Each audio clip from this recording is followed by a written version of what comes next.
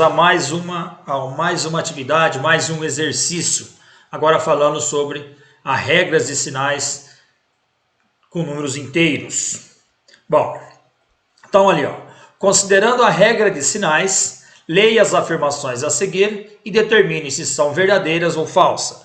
Bom, quais são as regras de sinais com números inteiros? A regra ela é válida tanto para multiplicação quanto para divisão de números inteiros, né? Então, na multiplicação, se eu tiver um número positivo multiplicado com outro número positivo, nós vamos obter um produto positivo. Se nós tivermos um número positivo multiplicado com um número negativo, nós vamos obter um produto negativo. Se nós tivermos um número negativo multiplicado com um número positivo, nós vamos obter um produto negativo. E se nós tivermos um fator negativo com outro fator negativo, o nosso produto será positivo. Então, essa regra ela é válida tanto para a multiplicação quanto para a divisão de números inteiros. Então, olha aí. O item A diz o seguinte: o produto de um número positivo com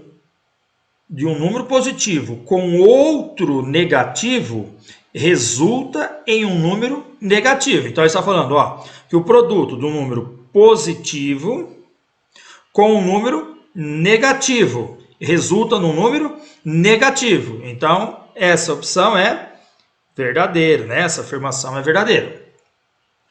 O item B. O produto de dois números negativos resulta sempre em um número negativo? Não. O produto de um número negativo com outro número negativo resulta num número positivo. Então, essa afirmação é falsa. O item C. O produto de dois números positivos resulta em um número positivo? Sim, só tem um número positivo multiplicado com outro número positivo, o meu produto será um número positivo. Então, isso aqui é verdadeiro. O item D. O produto de um número positivo com outro negativo resulta em um número positivo? Olha, o produto de um número positivo com um número negativo resulta num número negativo. Ele falou que resulta num número positivo. Então, essa afirmação é falsa. Bom, então, resumindo, a regra de sinal de números inteiros, tanto o produto quanto na divisão, quanto a multiplicação, quanto a divisão. Sinais iguais, fica positivo. Sinais diferentes, fica negativo.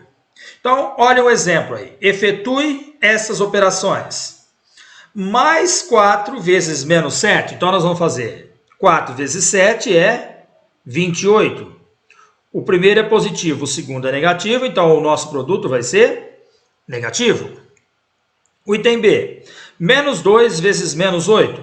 Faço 2 vezes 8 é 16. Negativo com negativo na multiplicação resulta num valor positivo. Lembrando que quando for positivo, não tem a necessidade de se colocar o sinal. Agora no item C nós temos uma divisão. 35 dividido por 7. 35 dividido por 7 dá 5. Só que o 35 é negativo, então negativo dividido por positivo. Então, se eles são diferentes, nós vamos ficar então com um sinal negativo. E no item D, menos 40 dividido por menos 5. Nós vamos fazer 40 dividido por 5 dá 8. Os dois são negativos, então sinal negativo com sinal negativo resulta num resultado positivo. Ok?